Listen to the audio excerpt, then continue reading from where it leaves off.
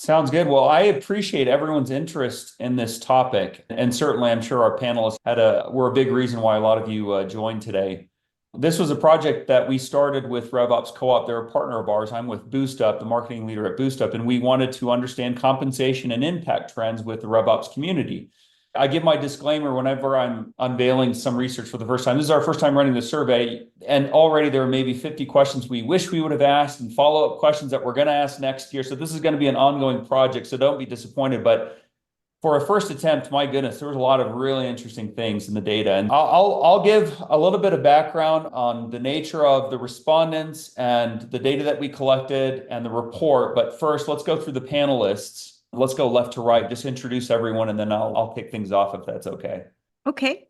Hi, everyone. I am Kamala Thompson, and don't let the title mislead you. I have spent a very long time in operations spanning sales, marketing, and customer success operations. So RevOps before it was a thing.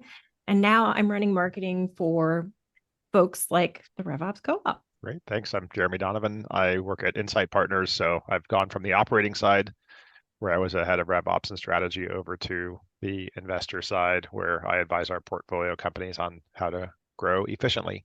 And I'm Jackie Leahy. I'm building Activate the Magic. We are the fractional RevOps agency specializing in the go-to-market fit sprint. And I'm just so excited about this topic because I see career as a medium of self-expression. Right. So if you can really compress time, nail what your impact is, nail comp chat, like it's the key to happiness, babes. Perfect. I appreciate the participation. All right, to the data. We wanted to understand compensation trends and workload trends across RevOps community. The RevOps Co-op has an active online survey for compensation. They had something like 930 respondents. We wanted to layer in a workload portion to that, which added another close to 300. I think it was like 280. So all in all, over 1,000 respondents for the entire report. For the workload portion, it's about 300, which we only included statistically significant insights. And there's some really good data. We'll go through the highlights, but the final report we're completing right now. It'll be done next week. Everyone that registered for this is going to get a free copy of that report. So we're excited for you to peruse it. There's about 50 pages of really interesting charts. We're not long-winded. We just wanted to make sure that each chart, each graph had some room to breathe so that you could digest it. And the big takeaway, I think, is that there's a lot of interesting things happening in RevOps and a lot of interesting trends and a lot of interesting things that people could be spending their time on. So one of the big questions is, what should you be spending your time on and where are you going to have the biggest impact? On the compensation side, let's go ahead and get started. This isn't the only way that we slice the data. We look at compensation based on experience, based on seniority, based on company size, based on remote or not remote, based on the type of business you're running. I'm only showing a couple of flashes because, again, I want to prompt you to get the report, but also, I don't know if there's a ton of insight that we can share here. It's more about gauging where you're at relative to your peers. So that's going to be the big value, I think, of actually getting the report and looking through it is, how much am I making relative to my peers based on these different factors? The one question I would like to ask, though, and maybe this can guide people when they go get the report and look at their compensation relative to others, is what kinds of compensation conversations should you be having with your boss? How do you negotiate a good pay, good OTE? What's the best approach that you've seen over the years as a leader in driving those kinds of effective conversations around compensation? So I'll open it up to the panel. Yeah, I guess I'll say two things. One observation I have just about the data briefly is these salary levels actually look quite low to me based on what I'm seeing in the market for B2B SaaS folks. For instance, take the director or senior director. I'm seeing salaries that are more in the range of kind of 215K OTE. So I definitely seen inflation in that over time. And interestingly, like the more, maybe not surprisingly, the more technically savvy people are, the better they do. But to your specific question about how do you negotiate, the best time to negotiate is when you join, right? Is really hard to negotiate a significant salary change when you're already at a company. By way of just one quick story, literally yesterday, a head of RevOps at one of the companies that I support reached out to me because they had one of the people on their team who was, I think, senior director of revenue systems, came to them and said, "Hey, I think I'm really dramatically underpaid.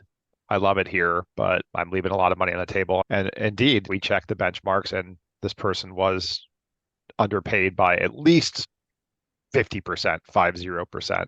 So in that case, the RevOps person probably did feel she was underpaid and came to us for justification that that was the case. So I think if you're within under 20% of where you think you should be, it's going to be really difficult. If you're over 20% off, that I think it's worth having the conversation with your boss and go find benchmarks to support it. You can't just say, pay me more. You got to have benchmarks to support the ask. Jeremy, I totally agree. If you start at a point that's low, it is so hard to move up to where you think you should be. And it's very rare that a company will make that jump. So typically what I see is people moving to different organizations once they find out how much they're underpaid. I think the other part of that is psychological too, because you feel undervalued, you feel cheated. So when you go into an organization and they lowball you to begin with, if they're not willing to be up where you are, it's one of the killers of joy. Like, I lose joy very quickly at a job when I feel underappreciated. So don't take a job because the company is nice and the boss seems nice and the salary's terrible. Know your worth, stick to it as much as you can, and stick to your guns. Oh, but charts like this, data like this, invaluable. It's not enough to say, I deserve more. You have to point to data like this and say, this is what the market says. Sorry, Jackie, go for it. Yeah, definitely do your research, both this kind of benchmarking, and also it's so important to build your network, your community. RevOps Co-op, LinkedIn, find your people. You should have at least 10 people you can text for real answers, for real feedback. Yo, this is what I'm getting paid. Let's gut check this. And the other thing that I think is so important is to be crystal clear on what you're optimizing for with a job, right? Because comp is just one of those levers, right? There's experience, there's title, there's comp, there's equity, there's all sorts of things. And I think it's really important to you with you, based on where you want to go with your career, where you want to be. Like, what can you use the next 2 to 5 years? Think of it as a chapter in the book. What would the title of that book be? For example, when I was at Link Squares, I was hire number 10, paid terribly. But in those 2 years, I made myself a story that I could then capitalize and make an entire career off of, right? So I knew that I was optimizing for the story, what I created, doing the thing, complete. Yeah, yeah. And there's been, I don't know, Aaron, you can move us forward, but there's some good questions here about years of prior experience. And for a lot of us, especially those as old as me, there was no RevOps, right? Like way back in the day. And my career was a hodgepodge of product leadership, engineering, being an analyst, being in marketing. Like I was all over the place. So I definitely came into RevOps jobs with 20 years of experience. And yeah, that does matter and it is relevant. So I think you should expect that you may get paid better. At the end of the day, right, there's a ceiling, which is your value, and then there's a floor, which is the next best alternative of hiring somebody else who's perceived to have the same skill as you. So you're in that range. So we've had quite a few comments about the individual contributor dilemma in revenue operations. I would that shouldn't hold you back in terms. I would lean more heavily on years of experience than I would on whether you're an individual contributor or not.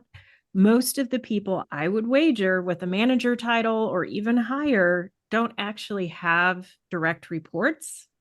We are named that because of how long we've been in it and how many systems we're touching. I am seeing a lot of questions about which regions this covers. Having analyzed this data for the RevOps Co-op, it's about 80% North America, and it's split probably, I want to say 80-20 US to Canada. There is a difference, and that's something we should probably take a look at. There is a pretty good representation of European data. It is different, or maybe we can talk Yeah. about breaking that out Yeah, for folks. we can break that out. We also have in the final report, we're still wrapping that piece of it up, but we do slice the data by individual contributor versus owning a team. And we also look at team size based on company size. So there are some interesting data points there that you should refer to just to gauge where you're at with a little bit more specificity. Tons of really good questions. It seems like we could spend our entire time on the compensation portion. I wasn't anticipating that, but there was obviously a lot of interest in this. So that's a good sign. Let's, for the sake of getting through at least all the insights, let's go through the next set of charts. This one was just about where you're supporting. And I didn't bring this up in our webinar prep call, but I'll bring it up now just to surprise everyone. But one of our other questions is not just which department do you support, but if you're in forecasting specifically, what forecast unit do you own? The reason why that's relevant is, as you can see, most revenue ops teams are supporting all revenue functions. There is this blip where there's a percentage of people that are supporting all revenue plus product. Most of the people that are supporting product said that they were forecasting for a PLG motion. I will call out that the other forecast units, the most prominent one was close won opportunities and renewals and expansions. But there was also a pretty significant portion of people who are forecasting PLG and another significant portion of people that are forecasting consumption. In our business, as a forecasting platform, one of our most differentiated use cases is support for consumption-based forecasting, which is interesting because we see that as a massive uptick in the last several years. But back to this chart, you can see a breakdown of what departments RevOps teams are supporting. Panelists, anything interesting that jumps out at you when you're looking at this chart? The thing that go ahead. The thing that comes to mind is I'm noticing like a bubble of trend switching terminology to go-to-market ops and GTM ops, which I find super interesting. I think I understand. I think I understand why though. It's RevOps, just like CROs were only sales for a while, and then the actual CROs who own CS and marketing needed to distinguish themselves. So they either said president of GTM now, and I think it's the same with RevOps, that RevOps often was sales. And if you want to sound, well, not just sound, but if you're actually engaging more broadly, then the GTM title is broader. That's my hypothesis. The thing that surprises me most about this chart, though, is I'm pleasantly surprised at how many folks, if you take the 61 and the 18, 79% have sales, CS, and marketing. That's a change, right? Because it used to only really be sales, maybe sales and CS, certainly not marketing. I think the one point I would disagree with is that we're putting go-to-market versus RevOps. There's too much weight there. It's different depending on who you talk to, because I've seen VP of GTM just be sales and CS, or just sales, or I've seen it all over the place. I've seen a lot of revenue operations people rebrand themselves as go-to-market so that marketing could think, or CS could think, oh, I'm included now, because RevOps to them meant Sales Ops 2.0. They're focusing on compensation reporting.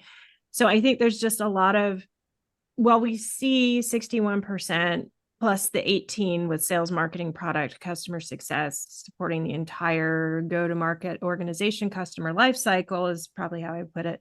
We still see a ton of variety in the market and opinions. You talk to somebody about why they use GTM versus RevOps, you're going to get different answers, because I've interviewed a lot of people and it is so different. It's so different. Yeah. And I'm also curious to know to what degree you consider is supporting. Can you really claim your support customer success if like literally all you did was like plugged in churn zeros, like off you go? Yeah. Are you supporting product by managing their launches? Are you operationalizing how they're selling the product, or are you analyzing PLG type? Yeah, agreed. So there's a whole world of what does support mean that we could probably investigate, a double click into, and that I'm noting that for the Boostup team, we really want to drill into this, because what does it actually mean to support these various teams, and to what degree are we supporting them? Yeah. Very cool. All right, the next couple of slides run together. So I'm going to go through a couple of charts, and then we'll land on, I think, the third chart and have a conversation about it. But one of our questions in the survey was, where do you spend your time? Rank order these critical activities. And then separately, tell us which of the activities on this list would have the highest impact on the business. If you were to spend your time on that, you would want to see that these were aligned. And I think there is, I think there is some alignment, but it is interesting that there is misalignment in a couple of critical areas. So the one that stands out to me is the second biggest, if you want to call it time suck, is systems administration. And yet the most important activity based on impact, according to the survey respondents, was GTM strategy development. Now, what does that actually mean? We'll discuss that in just a moment. But as you look at this chart, you can obviously see that they're not tightly correlated. What is interesting is we ran an analysis to see, okay, those that are in the top quartile of alignment, in other words, those that said these are the highest impact activities and we're doing them, did they have a higher probability of hitting their revenue goals? And what's interesting is that those in that top quartile that said they were very aligned, in other words, the activities that they said they spend their time on and the activities that they said were the highest impact, when those were aligned, they were 2 times more likely to hit their revenue goals compared to everyone else. So it seems clear that yes, there is an appropriate use of your time based on certain activity buckets, and not all teams are aligned to those activity buckets. One of the first questions I have is how do we get realigned to the right things, and what other interpretations can we make from this data that would help those listening in understand where they should be spending their time? Before we jump into that, maybe we should go back and answer some of the questions submitted about salary stuff. I know we're getting pulled back a little bit, but we will get to this portion for sure, because I know we feel really strongly about it. Some anonymous asked, what resources do you recommend to verify against for compensation? There's such a broad range online. Yeah, I can jump in there. I use 2 sources. The main one I go to is Glassdoor, because you can filter by job title, see salary ranges, 25th, 50th, 75th percentile, see the splits between base and incentive compensation. So that's my kind of number one go-to. And then I'll also go to RepView a decent amount. And RepView, I think I have no affiliation with them, but I did see a LinkedIn post this past week that they now, to the earlier question about Europe versus North America, they now have regional data as well. So that's a great resource. Yeah. Okay, so go ahead. I serendipitously just compiled like a whole bunch of benchmarking resources. So I popped that's unofficial. Oh, in the chat there. Okay, perfect. Yeah, in the chat, I just popped the doc. It's got some links in it. Perfect. Thank you. Camilla, thank you for keeping me honest. I'm not tracking the chat as closely as I should be. Is there any other comp questions we want to answer before we move on? We had a question from Mark about how to break into RevOps. Mark, I'm going to say DM me via LinkedIn and I'll get you connected with some resources through the RevOps Co-op. Perfect. That is an entire session. Yeah, that's a session in and of itself. Yes. Yeah. Thanks for bringing that up. Starting with why? Don't. Just kidding. All right, back to the workload and time allocation. What are the impressions from the panelists? Where do we want to focus? I immediately get really hyped up about this. I think a lot of us have a shared trauma around being a RevOps team of one. And perhaps we really like to solve problems and make people happy. So I found myself like a little hamster helping people all day, which is great. But I, even though I did time block and made sure I got all the things done, I never gave myself enough kind of time and space to take a step back, climb up a couple flights of stairs and look at it from a different perspective, where I'm really connecting what it is that we're doing to what's going to make the story that our CEO tells at the next board meeting shift. So I think I personally am working on that, even as an owner, a founder. Like, how do I communicate the value of RevOps so that the person who's hiring us knows, but how do I make it so that person doesn't have to use up all their political capital fighting for an agency or in fighting for headcount? So that's where I am. That's something that I'm confronted with. Yeah, I'll add. Yeah, I'm heartened to see, right, that go-to-market strategy development is number one here. I did spend, I feel like years trying to figure out what go-to-market strategy actually meant. And what I've come to settled in my own mind, at least, is it's things like who's your ICP, what's your channel mix and coverage. I would throw a few of these other things in strategy as well. Comp planning is strategy, account planning and territory design are strategy. So there's probably some mixing there. there was a question from Tim about territory design is being marked as very low. And yet I do think that's an incredibly important thing. So, I mean, by way of story, there's been a number of places I walked into as head of RevOps where they started out with AEs, and it's very common, could own like 100 accounts. And if they wanted to own 101, they had to give one up. And then usually companies were scaling by the time I walked in, and yet like incremental AEs were failing. And they were failing because the OG reps were sitting on all the great accounts. So you maybe had 10 reps with 100 accounts each, so 1,000 accounts of all the best accounts. Part of my job was to come in, and strategy is people, process, and technology, but it's also doing the hard things that are not necessarily popular. So to come in and say, okay, we're going to now create equal potential territories, and we're gonna shuffle up those accounts, and that's an unlock for growth, and it's strategy, but unpopular. So I think that might be a little bit of it, is like why there's this disconnect, because I think the go-to-market strategy development things are often hard and sometimes unpopular, and you have to be like, how do you get into RevOps? One of the skills you need is collaborative, cross-functional, yet effective, right? Not fully consensus leadership. Influencing without authority. Yeah. It's the constant. So to me, go-to-market strategy informs everything on this list. So to me, go-to-market strategy is like this Mad Lib where we're targeting X to sell Y. We want this amount of growth, and we're going to do it through this and this. And then the rest of these items need to fall in line with that. I think the biggest shift in my career happened when I stopped letting the other go-to-market leaders tell me what the strategy was and started analyzing the data and seeing patterns and going to them and saying, hey, have you seen these things? I don't think this is working. I think this is working really well. How can we switch things up? And that's hard to do if you're not given any time to step back. So creating a process for requests and how much time is going to go into them, and measuring how much time you have available to do those things, and getting some real rigid process, you're doing not only yourself a favor, but your future team. The other thing that really worries me about RevOps today is that we tend to focus on these specializations. We tend to be really grounded in a certain discipline like sales, marketing, CS, ops, one of these things.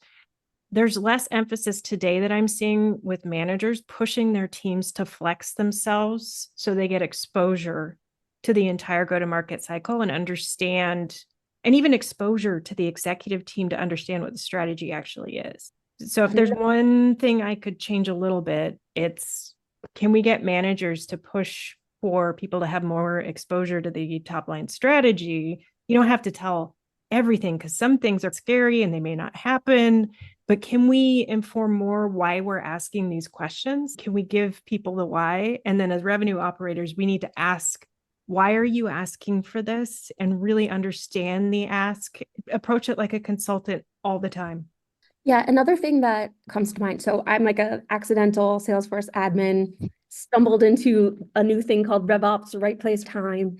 And I think I kind of like recoil from the word like strategy, because I feel like that's official stuff.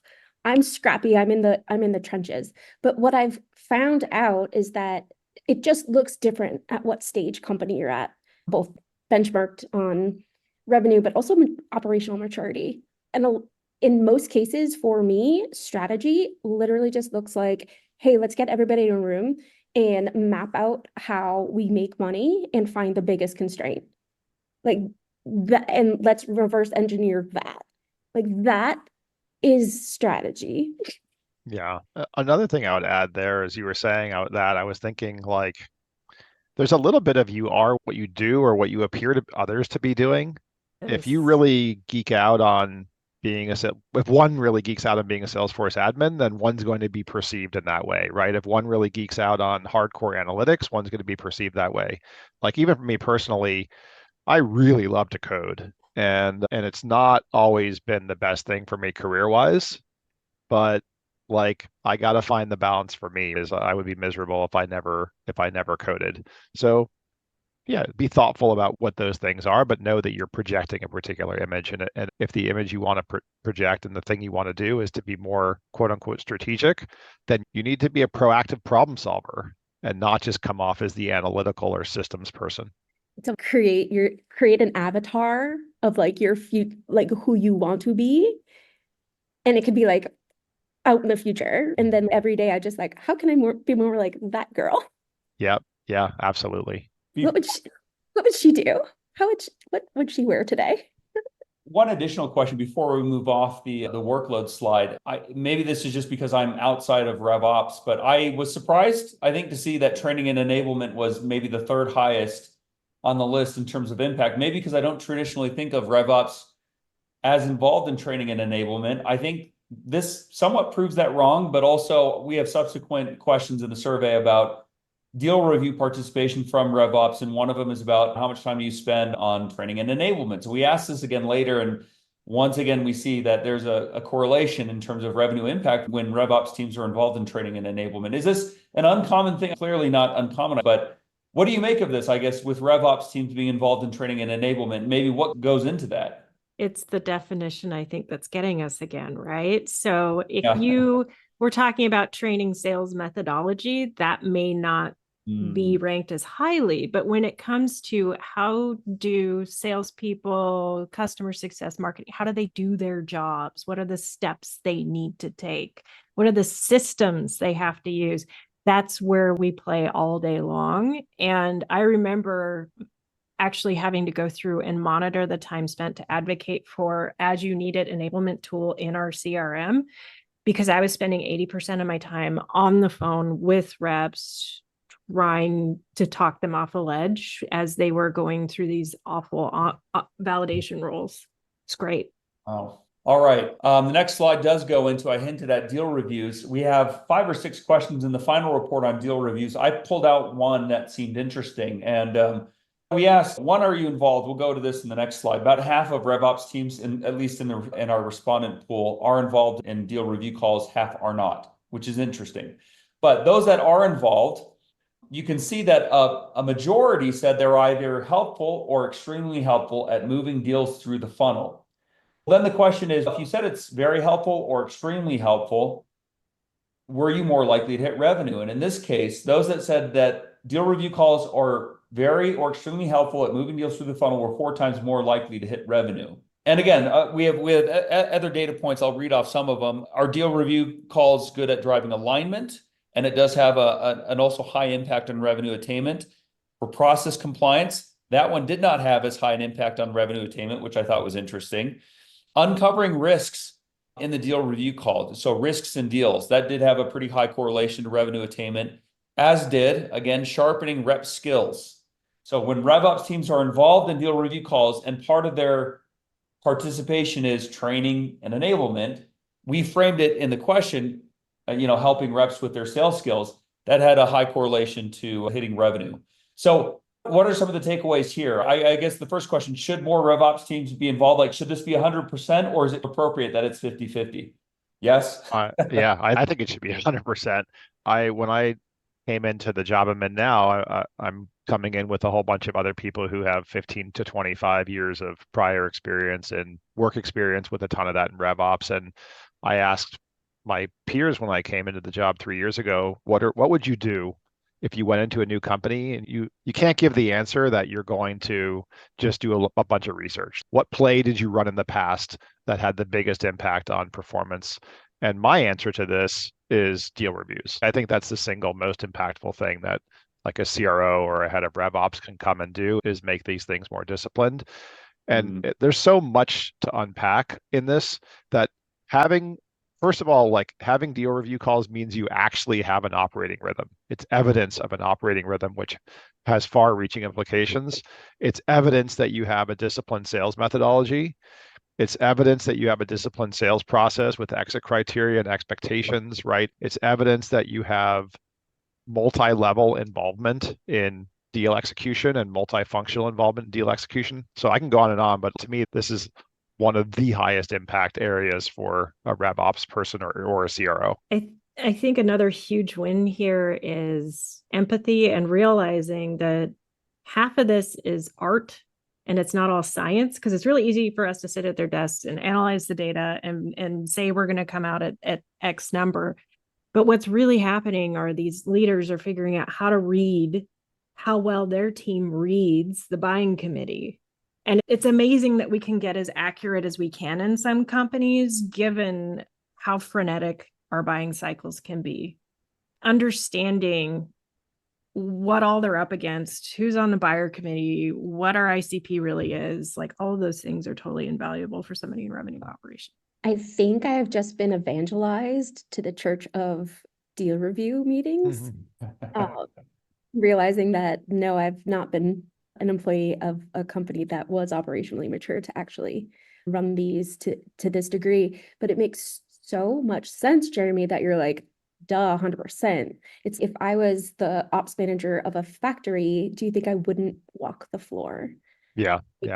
And a thought that I've been teasing around for a while is we should really think of ourselves as like a product manager, right? So we want to see how our customers, our users are interacting with the entire system. It's like, I'm going to full story for what was the path versus coming out. Were they able to get the job done that they logged in to do today? Yeah. There's a discussion going on, by the way, in the chat that I think is really illuminating, which is basically someone kicked it off by saying, I'm mostly involved in later stage deal reviews, not in the early stage. And the sort of back and forth is it's actually really important to be involved at multiple stages. And I think one of the key ways to do that, right, is a great RevOps leader in concert with the CRO is going to define a 13-week operating rhythm for the quarter. And over the course of that quarter, or sorry, what would that be? Yeah, 13-week operating rhythm for the quarter. And then over the course of that quarter to say, okay, like during certain times, the deal reviews are going to be focused on late stage deals. Other deal review meetings are going to be focused on early stage.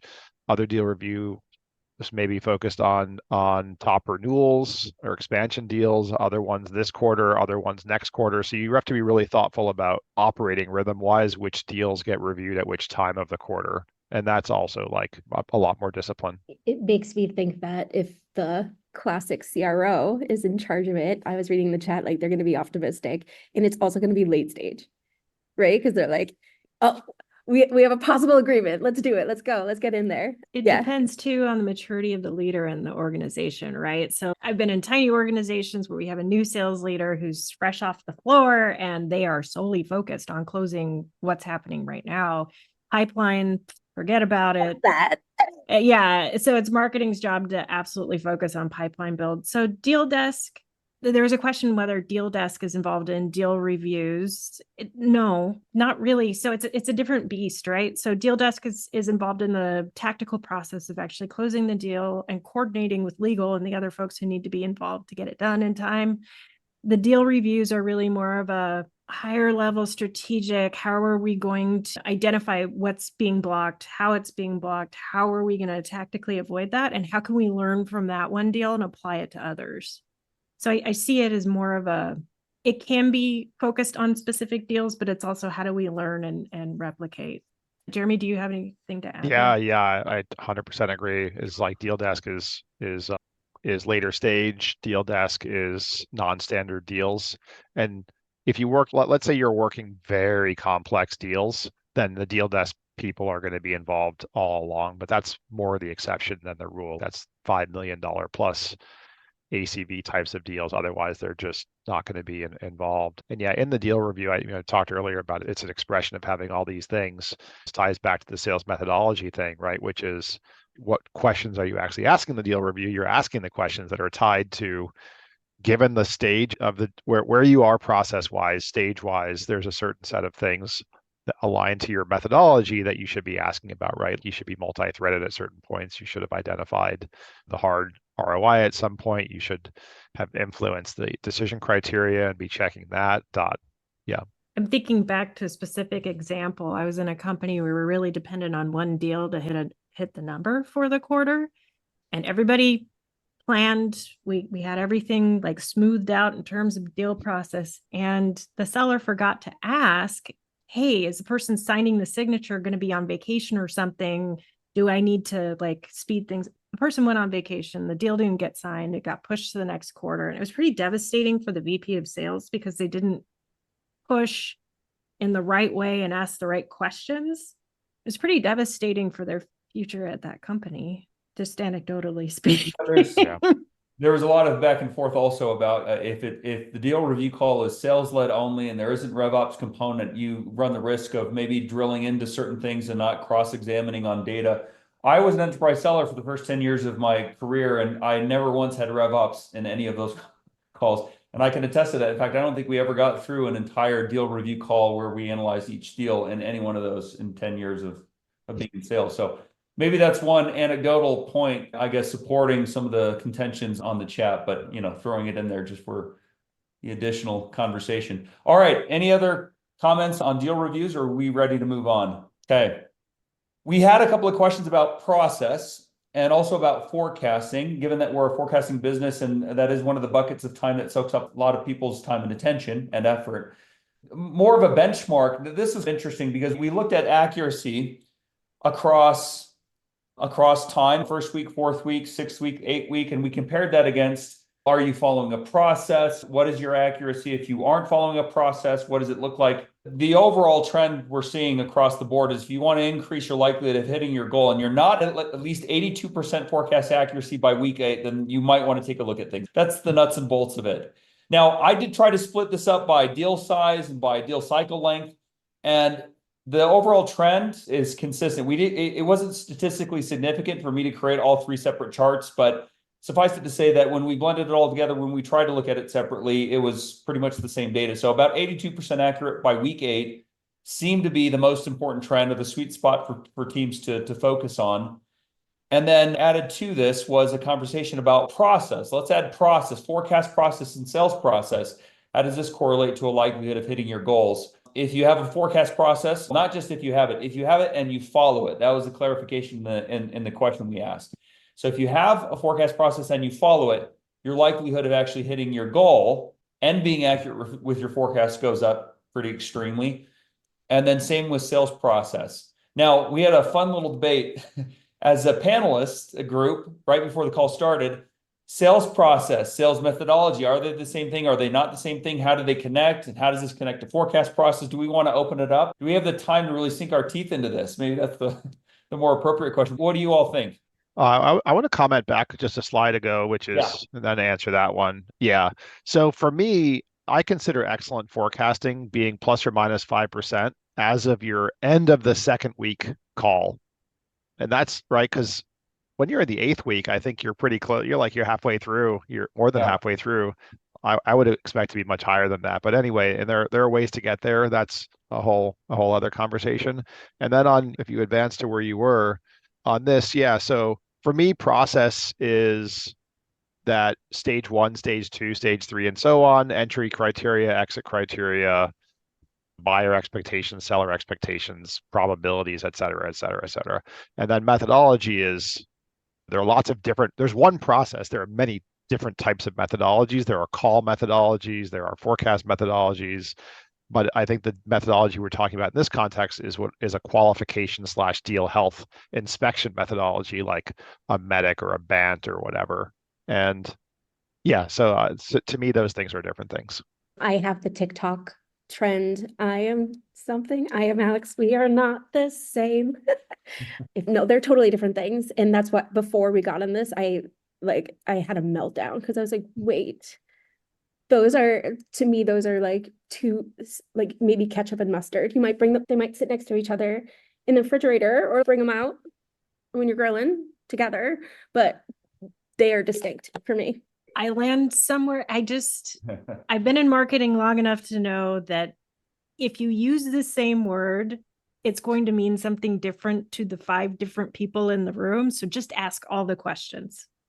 That's all I'm going to say is, you say process, I say methodology. What do you mean? What do you mean? Just ask all the questions. Be really clear, because words are so misleading. That's all I'm going to say. Awesome. Just a quick note, because the Boostup business focuses so much on forecasting and forecast process, we have other resources that speak to key components that go into a forecast process. alignment, assembly, deal inspection, the cadence, having multiple vectors, the accountability stream. In the final report, we include some of those insights because we ask all our customers, how are they approaching forecast accuracy? We try to pull out those that are highly accurate. And as a result, they do better account capacity planning for the next quarter. And there's some interesting data points to consider. And interestingly enough, also a lot of crossover between teams that have that kind of process on the forecasting side and that are also following a pretty strict sales discipline. There seems to be a pretty tight correlation between those two. All right, I think we're nearing the end. This is the last slide that we wanted to share here, not the last slide of the report. But what was interesting is we asked RevOps leaders, I thought it was a throwaway question, but it sparked some interesting conversation. When you're evaluating new tech, what are the most important criteria that you look at? And by and large, ROI was the clear leader. Now, we started to debate, it depends. Is it new tech for RevOps? Is it new tech for sales? And point taken, we'll add that clarification on the next survey. But I thought it was interesting how it seemed like things like the ease of the buying experience and the usability of the technology or the adoption of the technology were the far end of the list. Now, maybe that's just me because I'm trying to market this stuff and I want people to feel like the experience that they're having with the brand is great, and that when they get the technology, it's easy to adopt. So maybe my perspective is a little bit unique, but any takeaways from this chart as RevOps leaders broadly responded to what are your most important criteria when looking at new technology? Doesn't surprise me at all. And here's why. So it depends on what you're buying, right? So if you're buying something on behalf of sales and marketing, it's probably coming out of their budget, but you're advocating for them. As somebody in revenue operations who has tried to argue for more advanced analytics solutions to make my life easier and spend less time in spreadsheets, my boss doesn't care how much time I'm spending in those things because that's part of my job. So having to come up with the ROI and for the rest of the organization, it's not enough if I use it. It's not about my usability. It's just, what does it do for the rest of the organization? Because they don't care. They don't care. So this makes total sense to me looking at it from that angle. If I was looking at it from buying something for sales, this is insane. But if I'm buying something for RevOps, yeah, this makes a lot of sense. I think my number one, I'm dubious of anything. If you asked me my priorities of why I bought something, I will tell you something different than probably what were my actual priorities. So I kind of discount reverse engineering something I'm going to do based on what somebody says rather than the truth. But my personal priority when I'm purchasing new tech, is this solving the largest constraint for us right now? Or is this kind of something fun that I want, or something fun that one of the very talented salespeople who's very good at riling everyone up and getting us excited to buy? And when it's doing that, I want to be real specific. Is this going to do the job? Like in that, I almost want to take a bite of a really good sandwich. Does it do the job right? These are really good points. There's some good conversation as well in the chat. I think Tim had made the point that somebody reading this question might have bundled everything on the far right into ROI, which I think is a really valid point. Maybe they just assumed, hey, this is incorporated into ROI, so I don't need to rank it necessarily as the top thing because I'm factoring it in. And then I also like Brittany's point, why I want it versus why would somebody approve it? Those decisions.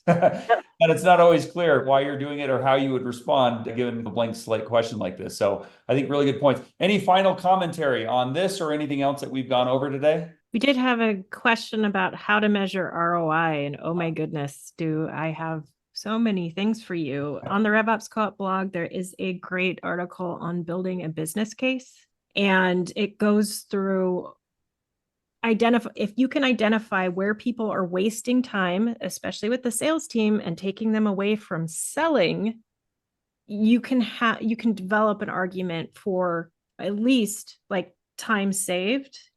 If not, hey, if they have X amount more time to sell, like how much more productivity do you think we could get out of them? So there are ways. They're always going to be squishy. We can always say, hey, we changed these 5 things, so we can't really say that one thing did that. I still think we need to try and come up with an argument, and a lot of the vendors should be able to supply you with statistics from their customers who have done the measurement for you. And RevOps actually can help our own companies figure out how to help our customers calculate ROI so we have a better story internally. Yeah, I'll also add that like I got tired of negotiating with my CFO every single time I wanted to buy something.